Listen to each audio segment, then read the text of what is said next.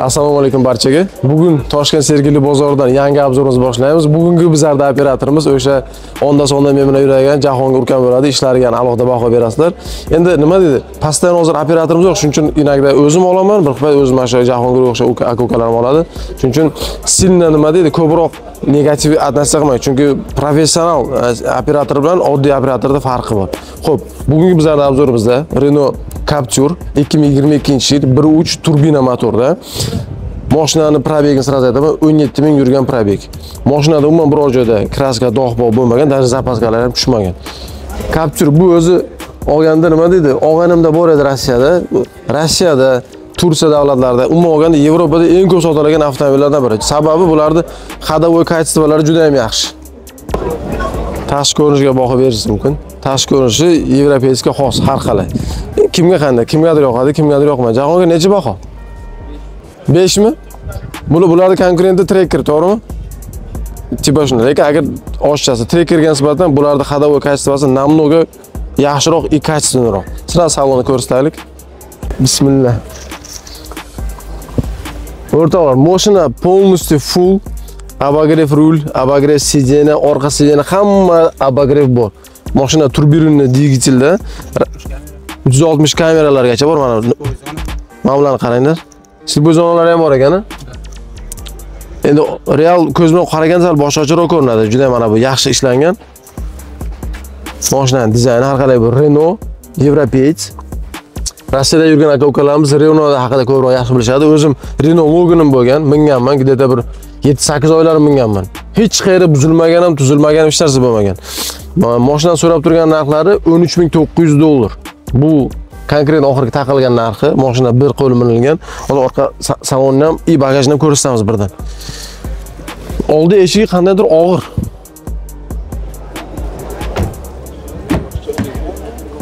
Endi 17 ming probeg. Endi biz bilamizki, plyonkalar hech qachon olmaymiz. Mana bu. Ikkita USB Type-C mana obogrev sиденьялар mana ikkita jonaniki bor mana.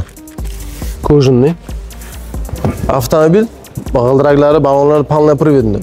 Oldi, orqa ballon tortadi. И buni mashinaning boshqarasiz bo'ladi. Xohlasangiz oldi, xohlasangiz orqa. Mashinaning rasxodi 10-12 litr, 95 benzin. Mana salonni qaranglar, bagajini. Mana buni qo'shib ko'taramiz. Nimasi tushmagan ekan, даже zapaskasi. Kuzovimdan boshqa mana nimaligi, qarang. Taqara tuqur yo'q mashinada. Buni avtomobilni yaxshi tushunadigan odamlar tushunadi. Eng full pozitsiyada ikkita kamera. Bagajlari og'ir. Starline pult qo'yilgan ekan. Bu pultning narxi mana shu $400 ekan. Bu boshqa davlatlardan turib boshqarsangiz bo'larkan avtomobilni. Oyiga qanaqa sim kartaga pul to'laymiz dedimi? Ha? 30-40 ming sim kartaga pul to'lab turasiz faqat. Bu ham bitta bonus $400 ga. Mashinani barterga, boshqa avtomobilga yoki inomarkami, dasturni apparatga barterga ham bo'ladi. Qanaqa mashina ichiga o'tirgan bilasizlarmi? Shu biza hozir aytasizlar kommentariyada eski mashina yoki chirib ketgan mashina, krugovoy ko'rganingizda boshqacha bo'ladi. Mercedes-Benz 2007-yil buni dizayniga alohida bitta baho berasizlar. Ichkariga o'tirasizlar-ku, sportivniy Formula 1 avtomobilga o'tirgandek bo'lasiz. Motori 2 litrlik. Bu mashinaga nisbatan o'zim to'g'ri fikrimni aytaman, Jahongir ham aytdi. Kosmetikada ozgina ishlari bor, lekin mashina vobshe 2007-yilga nisbatan dizayni umuman alohida baho. 2007-yil, lekin hozir dokumentalni 2008-yil modelni deyapti. Benzin tanlamaydigan, 80 mingdan yuradigan, rasxodi maksimal 10 litr. Endi Roadster aytaman, har doim egalistlarda avtomobili bu. Dizayniga umuman bu imенно Mercedes bo'lgani uchun emas, umuman shu 2007-yildagi avtomobildagi dizayniga kommentariyada like qo'ying yoki baho bering. Mashinaga necha baho? 2007-yil mana. Bozorda hozir yuribmiz. Bozorda mashinalar, avtomobillar juda ham ko'p, lekin bu avtomobilni ko'rgan payt baribir odamlarda interes boshqacharoq bo'ladi. Har qalay shildik ham Mercedes.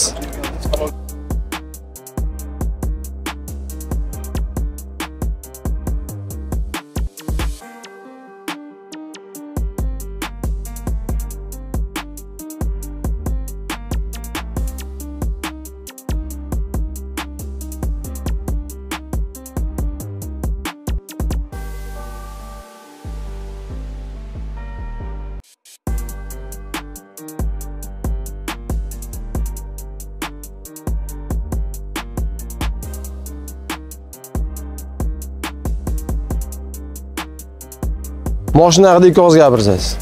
Mashinada bunaqa mashinada mana BMW ham bor edi, oq ham bor edi. Endi yomon qiziqaman-da bunaqa mashinaga. To'g'risi, mana shu bitta uyimda turmasa bo'lmaydi. Buni ham hozir pul zararligidan sotyapman, to'g'risi. Mashinani hech qanaqa aybi yo'q. Hech qanaqa ishi yo'q. Mana motorlari mana ishlab turibdi, yurib turgan mashina. Endi buni qidirsangiz, qirilgan ozgina bu kosmetika bu. Kosmetika joylari deb muammosi bo'lishi mumkin. Atak yurishtirishda hech qanaqa muammosi yo'q. 4 ta yangi balon taqdim, hadovoylarni qilib qo'yganman. Hamma bunaqasi ishlaydi, knopka ishlaysiz. Nima anaqasi bor, hammasi ishlaydi. Qancha vaqtdan beri minasiz mashinani? Men oldingi yil oldim. O'tgan yil 24-yil oldim. Oformat qilganman nomimga. Qarang, mashinada mana shunchalik minasiz. Zapchastmida muammolar bormi bizda? Aka, buni hozir zapchastda nima muammo? Magazinga Liboy Mercedes magazin kirsiz, Dubaydan bir 2 kunda olib beryapti. Liboy narsasini. Mercedes yoki BMWni yaxshi ko'radigan obunachilarimiz borda, shu mashina olishni yaxshi ko'rsa, lekin zapchast masalasi ko'proq savol berishadi. Nima deb savol? Ya, zapchastdan umuman muammo yo'q. Hech qanaqa zapchastdan muammo yo'q, chunki men haydayapman. Masalan, etib bo'lsa, unda boraman. O'zim Chorsu tomon turaman. Liboy zapchast magazingiz zapchasi bor-da. Hadovoy deysizmi? Boshqa deysizmi? Liboy kuzupini desiz, masalan, kuzupini ham 2 kunda hal qilib berishyapti. Narxini o'zi aytib boring, necha pul narx?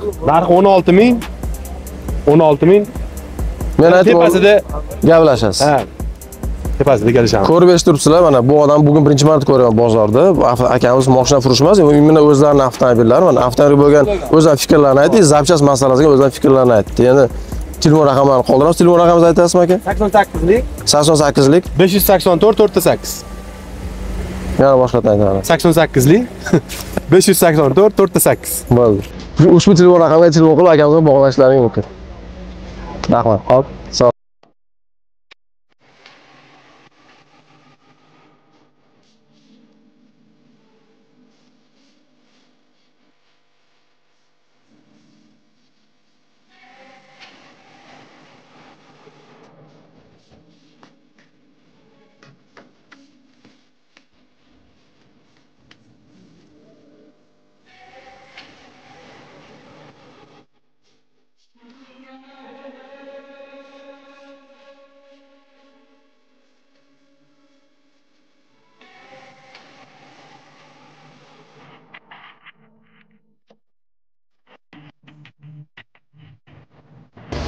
Keyingi obzorimiz ham Mercedes-Benz W204 kuzovga tegishli.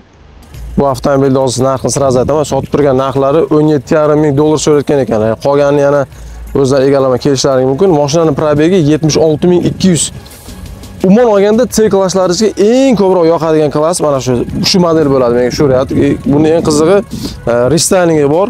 Bilsalaring farlari boshqacha, orqa farasidan ko'p farq qilmaydi. Eng yoqadigan keyin bularda 6.3 moshni motori bor. Bu kuzov uchun 6.3 lik eng zo'r motorlardan biri. Mashina eng qizig'i 2 litrli kompressor motor bilan jihozlangan. Kimdir kommentar yozyapsizlar, kompressor motor sami надёжный degan ekansizlar. O'zimni olganda Mercedes'ning kamdan kam motorlari nima deydi, надёжный bo'lishi mumkin. Основной ko'pi надёжный motor, 2 litrlik. Endi Mercedes eng qizig'i bunda gaz, metan hech narsasi yo'q. Uni nimasini ko'ramiz. Barkodkalarni qaranglar.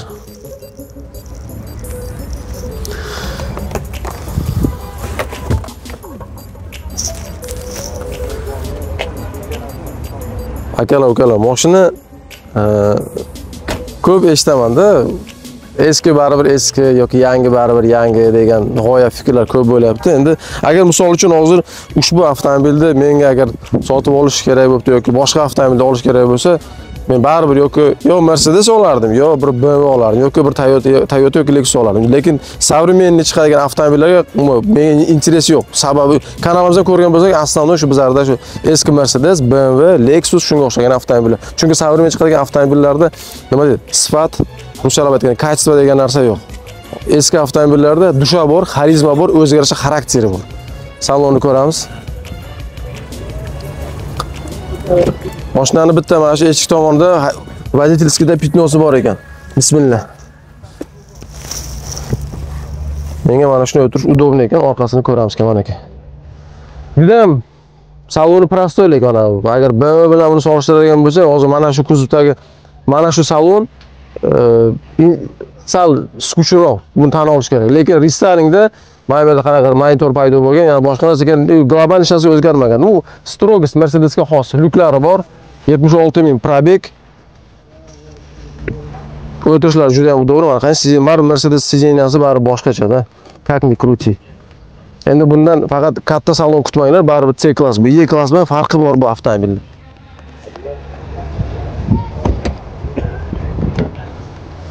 Men hozir o'zim orqamda o'zim o'tiraman. Meni bo'yim 1.75. Hozir sideniyada mana shu siz o'tirishda men komfortda o'tiraman, mana o'zim orqamda o'zim o'tiraman. Mana mashinani rastaynasi. Endi ko'pchilik aytadi, mashinani ichiga 3 kishi sig'maydi deymiz-ku. O'zim buni olganda avtomobil faqat 4 kishi uchun moslashganda, haydovchi, passajir, orqaga ikkita passajir. Bizlar endi o'rganganmiz, постоянно orqaga 3 kishi o'tirganimiz uchun, shuning uchun mashina mana shu yerda kraska bor ekan, pitno bor ekan, bo'ldi. Qolgan hamma joyi radno ekan mashina.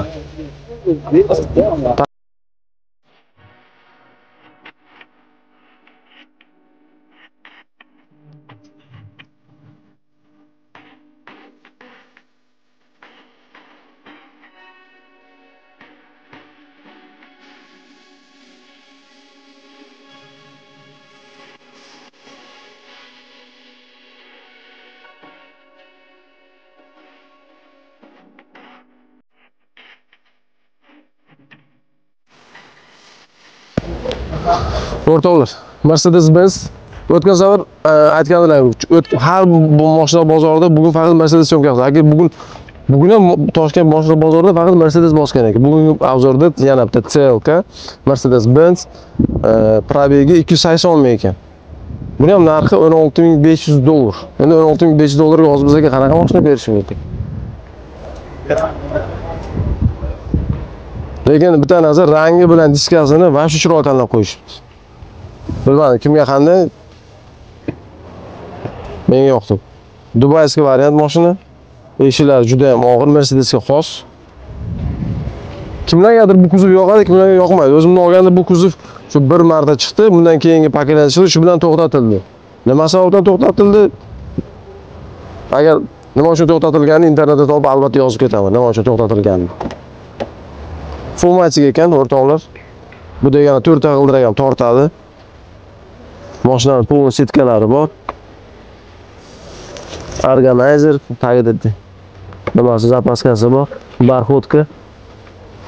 Интересно, hozir chiqadigan современный Mercedeslarda shunaqa barxodkalar bormi yoki BMW'dami? Bu kачествоga barxodka. Ha? Yo'q, kolxoz qilishmaydi, lekin bu kачествоga narsa yo'qda hozir baribir. Hozirgi misol uchun BMW Peterka mana BMW 39 keyin yana nima chiqdi? 60. Shu kачествоga birorta BMW bormi? Shunga o'xshaydigan. Oxirgi chiqadi o'ylaydigan bu F10 oxirgisi. Ha? F90 ursa современный уже. Endi современный avtomobillar tan olish kerak, marketingni qilyapti-ku. Marketing qilgandan keyin samo собой nima dedi? Kачество bari boshqacharoq bo'ladi.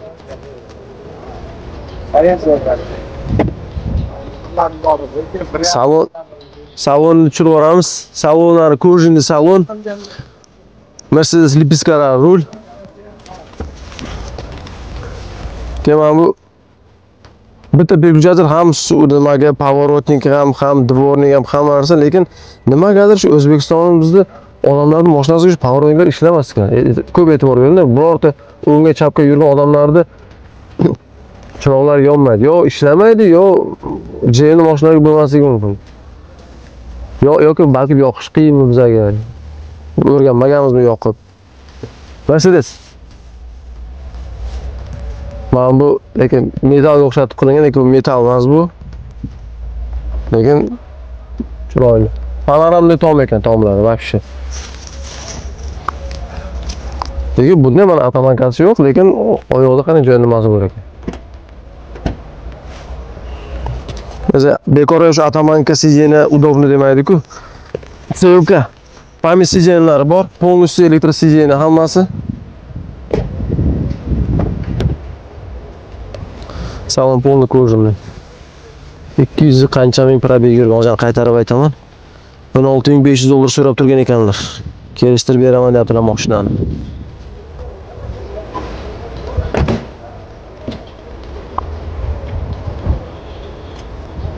Javohir telefon raqamini tushirmadi ekan. 90lik 683 4.0. Qo'lda mana ko'rib turgan kraskamiz hammasi radnoy ekan, o'rtoqlar. Hamma joyi. Lekin bu svet bilan qora diskani juda ham o'xshatib qo'ygan ekan. 16500 dollarga har doim o'zimning gapimni ma'qullab kelishmas, tasdiqlab aytaman. Bizlarda monopoliya bo'lgani uchun, rastamoshka yopiq bo'lgani uchun bunaqa avtomobillar qimmat. Chunki siz aytib turgan kommentariyada arzon bo'lishini xohlaganini hamma xohlaydi. Men ham xohladim. Shu avtomobil o'zini 5000 dollarga olishdi yoki 7000, 8000 dollarga olishni men ham xohlayman. Lekin fakt shuki, bizlarda rastamoshkamiz bor, monopoliyamiz bor, GM degan zavodimiz bor. Shuning uchun bunaqa avtomobillar kirib kelish qiyin. Uyda shu avtomobilga kirib kelganiga boriga shukr, akalarimiz olib kelgan, aka-ukalarimiz. Shu avtomobillar bor bo'lmasa, mana shu ko'rmasdik bu avtomobilni.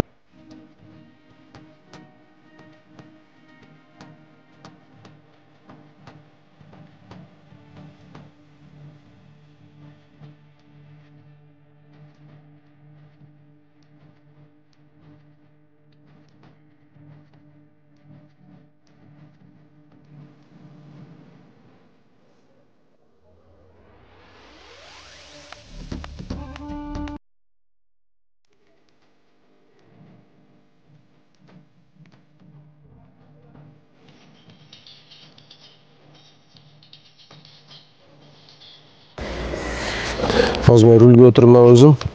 Mana shunaqa o'tirish menga udobno ekan. Mana bu ko'rinishi mashinani.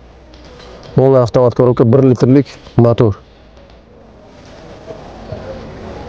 Kia Connect SOS polni nimada oynada joylashtirilgan. Faqat patologiya bosh bilan hisoblaganda bunday hisoblaganimizda qisqaroq ekan. Endi har qalay bu kichkina hatchback, bundan ko'p katta narsa kutish kerak emas. Klassik tablo o'rtada nimasi bor? Informatsion. Kiaga xos knopkalari. Kengmi bu kengmi? Qaysiga o'tirishganmi? Bu lekin немножко tesniy ekan mana bu. Endi bu juda ko'p bo'y balandlarga to'g'ri kelmaydi. Adashmasam bu ko'tarilgan ekan maksimal darajada. Yo'q, elektromobil emas. Yo 1 litrli atmosfera. Mashinaga o'zlaringiz fikrlarni qoldiringlar endi. Qancha so'rayapti? 11 ming deyapti egalar.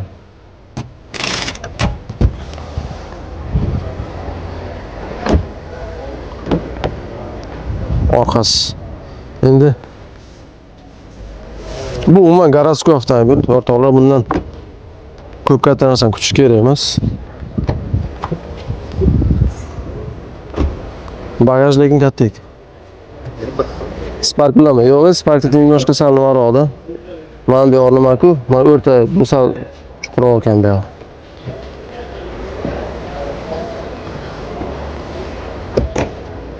Bagajlar yopilishi zo'r. Albatta telefon raqamlarini qoldiramiz. Telefon qilib aloqaga chiqishlaringiz mumkin.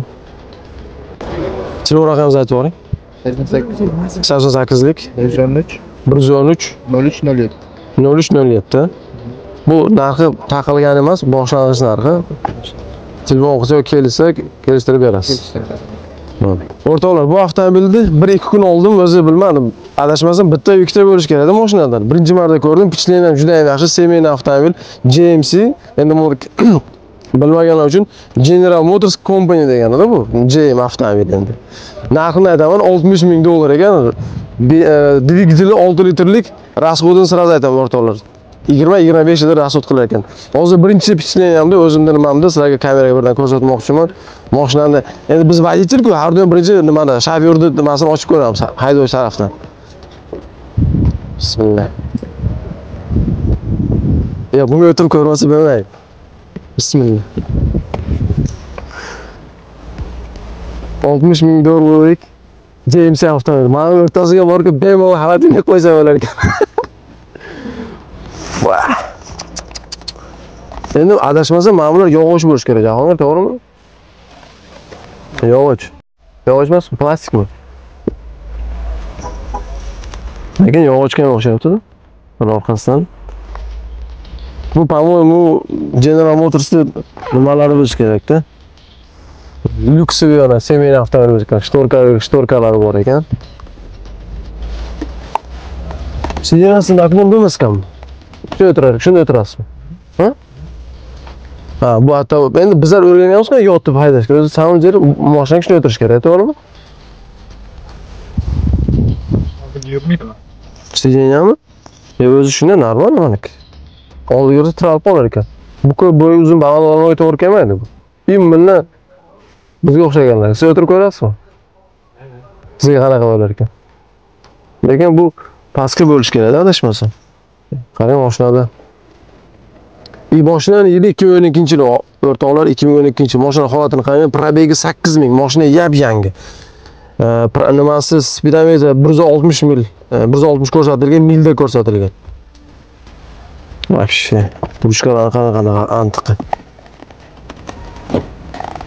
Eng qiziq joyi buni hammasi orqasida buni. O'rtoqlar, uy. Bismillah. 60 ming dollarga arziydimi desalar, arziydi. Realda.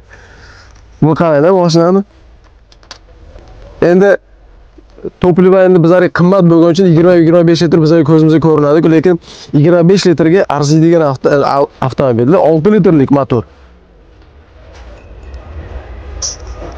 Ko'rjinni, polni emas ko'rjinni, mashinani yurgan probegi 8000. Men hozir mashinaga birinchi marta o'tirib, to'g'ridan-to'g'ri emotsiyamni ko'rsataman. Bu avtomobilni birinchi marta tanishyapman. Orqasidagi siyasini qaranglar. Agar puling ko'p bo'lsa, endi o'zim uchun aytaman, pulim ko'p bo'lsa, misol semeyniy avtomobil olish kerak bo'lsa, dam olish kerak bo'lsa, misol uchun bemalol menga yoqdi. Bo'ladi emas, umuman General Motors men amerikanskiy avtomobillarga более положительный относиться qilaman. Chunki ular katta avtomobil qilishadi. Mana Dodge, mana Fordda katta avtomobillar bor, bilsangiz.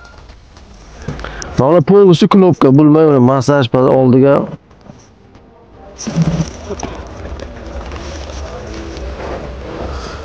Mana qarang.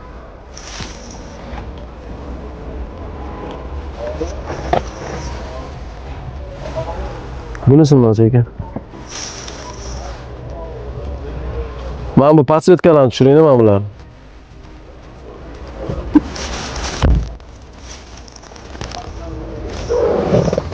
Mana bular hammasi gilam, o'rtoqlar. Xuddi mashinani ichiga emas, uyda ichiga o'tirganda realni. Changerlari bor ekan bu yerda полностью. Birinchi men yana bitta chomka qolay. Mana. Mana bu adashmasam televizor ishlaydi, to'g'rimi? Televizor qaranglar. Endi bu har doim aytaman sizlarga, ko'zimiz bilan ko'rgan narsani, ya'ni kamera bilan ko'rgan kamera perda qila olmaydi. Mana hozir uyut bor-ku, sizga haqiqatan ham uyut. Juda ham baland, mana bular yonadi. Deflektorlarni qaranglar. Mashinaning probegi 8000.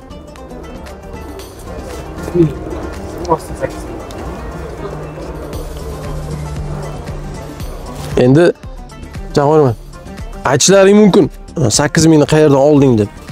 Mashina egalari qanaqa bizga informatsiya bersa, o'sha informatsiyalarga to'g'ri-to'g'ri aytamiz. Bizlar mana umuman shaxsan men kanalim uchun bir marta qo'shib, yolg'on gapirib yoki narx ustiga narx qo'shadigan bloger emasman. Borini aytaman. 8000 probeg yurgan ekan. Lekin mashinada misol uchun qarab turibman, bunaqa eskilik yo'q, qanaqadir bir narsalar sezganim yo'q. Mashina yili 2012-yil, amerikansklarga молодец.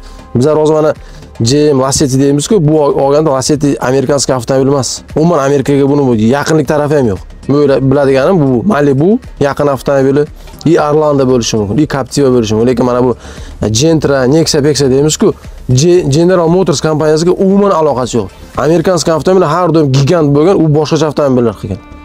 Mana bular amerikanskiy, nastoящий. Chevrolet Camaro, Chevrolet Corvette. Mana bular haqiqiy amerikanskiy avtomobil. Lekin mashinaga gap bo'lishi mumkin emas.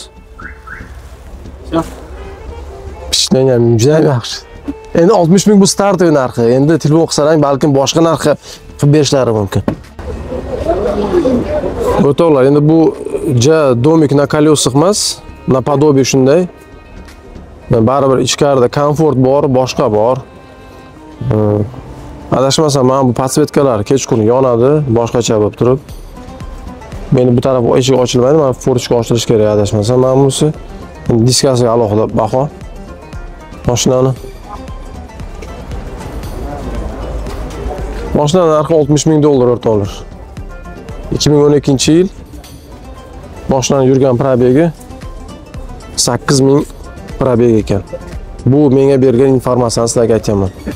Endi odamlarda puli bo'lsa, misol uchun 60 ming dollarga, endi bu birinchi oxirgi pulga olinmaydi bu avtomobil, bu как второй avtomobil olinadi, как семейный, bir uzoq joyga borsangiz, boshqa qilsangiz bu avtomobilni olishingiz mumkin. Misol uchun pul yig'ib turib, men bu avtomobilni olinglar deb maslahat bermayman. Rasvodi o'ziga yarasha 20-25 litr. Agar bu benzin agar bizlarda ozroq bo'lganda 20-25 litr 6 litrlik объемga o'ylaymanki normal. Mashinani gabariti ham bor, vesi ham bor. Buni ham inobatga olamiz. Amerikanskiy avtomobil hech qachon birortasi ekonomичный deb aytilmagan. Amerikanskiy avtomobillar har doim toplivani juda ham yaxshi iste'mol qilishadi. Shunga yarasha mощностьsi bor avtomobilning. Telefon raqamlarini ko'rsataman. Ushbu telefon raqamga telefon qilib aloqaga chiqishlaring mumkin.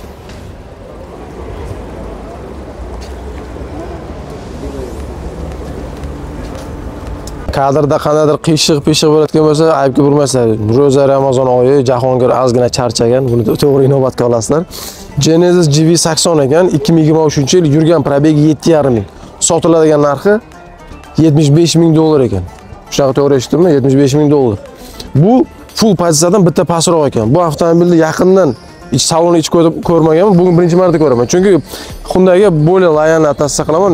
Chunki narxi как Mercedes yoki BMW da turibdi, 75 ming dollar. Endi Genesis minganlar bo'lsa kommentariy yozinglar. Shu mashina arziydimi yoki lekin sedani menga yoqadi. Shildik Aston Martin eslatadi. O'zi shunga o'xshatib qilingan Aston Martinga. Endi kuzovni bitta aylantirib olib, orqasini bitta tushiraylik.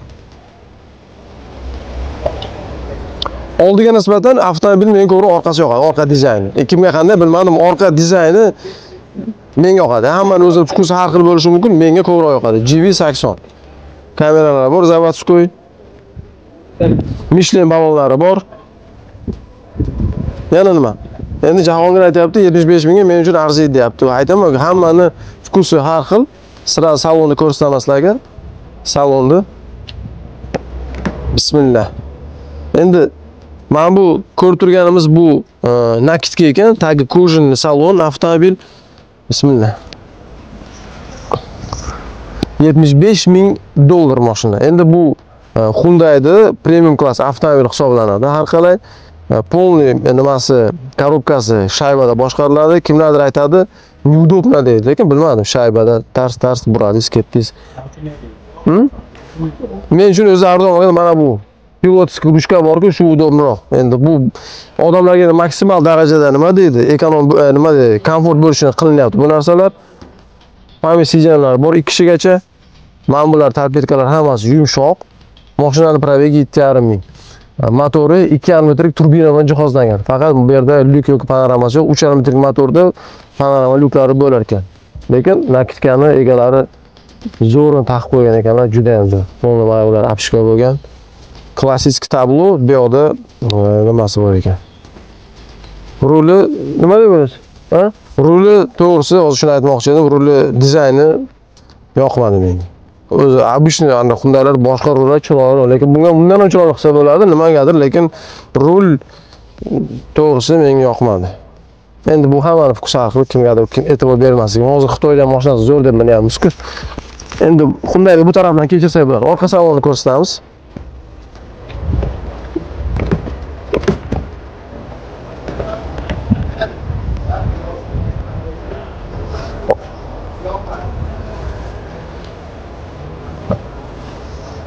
Orqa saloni, o'rtoqlar, orqasi keng. Men sijanani o'zimga to'g'rilaganim yo'q. Agar sijani oldinga sursam, yana joyi bo'ladi. Mana bu yerga sijanasini naklon qilish knopkasi bor ekan. Ko'ryapsizlar u tomonda? Knopka bormi? Bu sijanani yotqizar ekansiz. По-моему, bu bagaj yana kattaroq bo'lar ekan. 7,5 ming probeg. Bagajni bitta tushirib yuboramiz. Bagaj qanday ochilar ekan? Akustikasi haqida informatsiya berilmagan.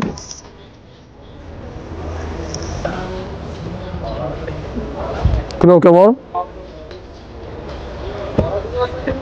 Обычно Hyundai'larda yashirilgan bo'ladi-da. Mana. servo privodlari bor ekan. Endi bu narxga endi servo privod bo'lmasa endi uyat ham bo'lardi-da. Nemislar mashinasi bo'lsa, setkalari bor, bozorlik kartoshka, martoshka ortgan paytda chiqib ketmasligi uchun. Endi bu avtomobil 7,5 bo'lgandan keyin zapaskasiga tushmagan. Zapaskasiga bormasangiz ham kerak. Organizalari bor. Mana qo'lingizni tegizib ko'ring, bu barxodkalar farq qiladi, misol uchun. Qarang.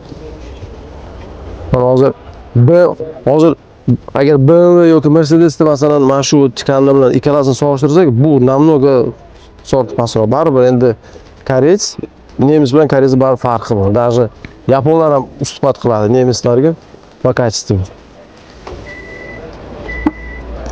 Yaponlar nimasi bilan mashhur? Mana bu dvigatel resurslari, umuman ходовой качестволari mashhur. Lekin mощность, безопасность, kuzovda baquvvatligi, salonda kачествосiga nemislar baribir oldinda. Buni tan olish kerak, lekin va ходовой качество, lekin yaponlar to'g'ri haqiqatan ham. Chunki ChatGPTga ham savol berganimda, eng dunyodagi sifatli avtomobil deganimda, birinchi o'rinda Toyota bilan Lexus aytdi. Mercedes BMW 3-o'rinda ekan. Nega afsus?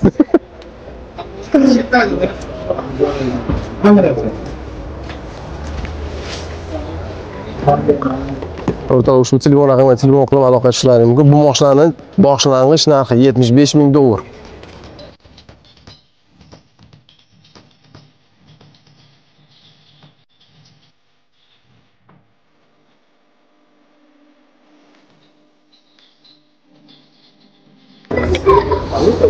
$20,500, $21,500, $20,500. Bu polностью primer qilgan, shu hisobidan где-то $1000 razza qilyapti. Hammasi atmosferli 2 to'rlik motorda. Mashinada birorta joysi, ham uchalasida ham udar-pudar qish balosi yo'q ekan. Mashinani ko'ringlar. Mana lekin diskasi chiroyli ekan. Ha? O'zim chiroyli. Ma'lummi? Endi stokka nisbatan baribir boshqacharoq ekan. Mana bu primer qilingan o'rtoqlar. Farlar.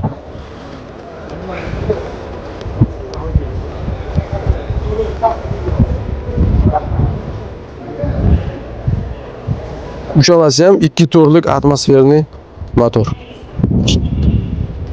Rais.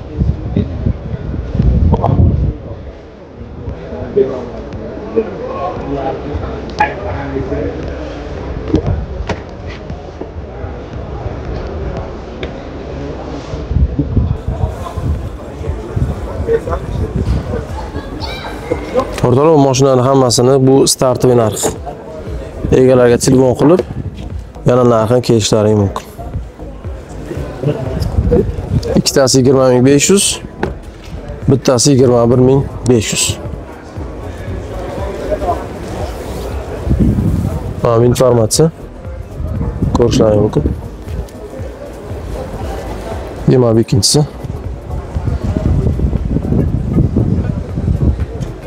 Ikkita qora, bitta oq.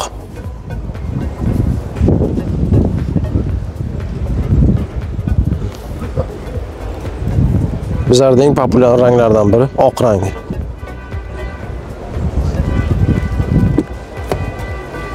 Buni ham saloni polностью kojini qop-qora.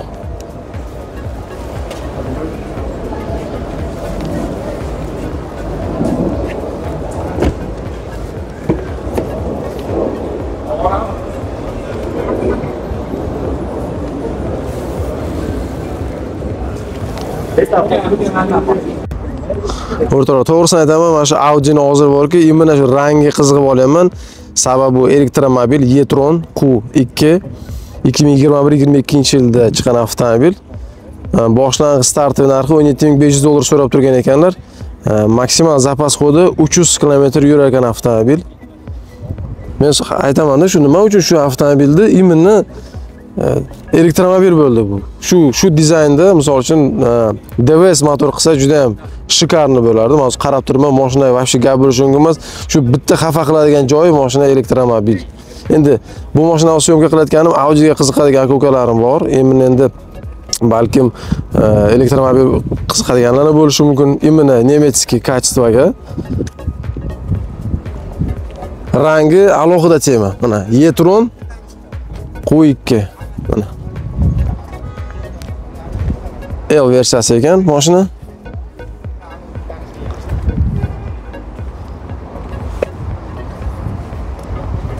Polni panorama tom tepasi. 17,5 ming dollar. Lekin o'rtoqlar, agar bu ushbu avtomobil DVS motorda bo'lgan dedi, hech qachon 17,5 ming dollarga sotilmasdi, berilmasdi ham bu. Buni ham aytish kerak. Mana fakt shtobi dokazat qilinadi. DVS motorli avtomobillar har doim qimmat bo'lgan. Mana sizlar aytyapsizlar-ku hozir Xitoyning mashinasi yoki bir nimalar, yana nimalar. No, fakt остается фактом deydi. Mana даже немецкий premium klassdagi Audi ham 2022-yil mashina. Agar masalan DVS bo'lganda juda ham Q3ga o'xshab ketadi. Sredniy crossoverlar ichiga Audi'ning Q3 modeli bor, keyin DVS bor ekan. Bu Q bo'lsa kerak-da. Q2. Bor, lekin narxi boshqacha bo'ladi. Elektromobil bo'lmaydi uni. Audi. Lekin nimagadir shu Mercedes BMW'larning fonida bizlarda Audi'ga kamroq e'tibor berishgan, lekin samim lekin Audi o'ziga yarasha dostoyni apparat. Men hurmat qilaman bu avtomobil, bu modelni umuman olganda kompaniyani Audi. Ushbu ko'rsatilgan telefon raqamiga telefon qilib aloqaga chiqishlaring mumkin. Boshlang'ich narxi aka, xudo xohlasa.